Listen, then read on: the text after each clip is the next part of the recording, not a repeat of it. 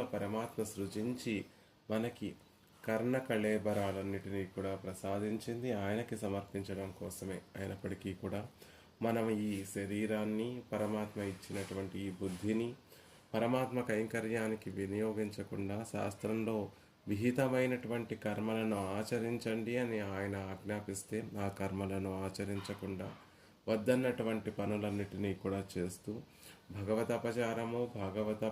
భాగవతాపచారము, అసహ్యాపచారము అనేటటువంటి అపచారములన్నిటినీ కూడా అలా చేస్తూ చేస్తూ వెళ్ళిపోతూ ఉంటాయి. ఇకనైనా వీరిని వాటి నుండి రక్షించాలి అనేటటువంటి ఉద్దేశం చేత ప్రతి సంచారకేళిని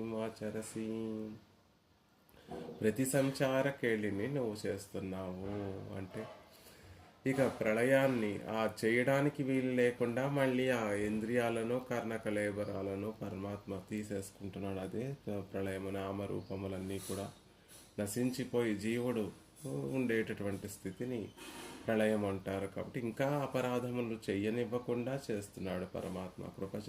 కృపయే అది. రోగము వృద్ధి అయిపోతూ ఉంటే ఒక అవయవానికి ఏదో ఒక రోగం వచ్చి అది రోగాన్నంతా, శరీరం అంతా కూడా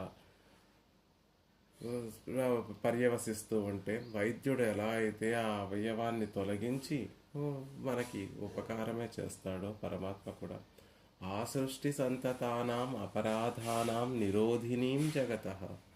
లోకంలో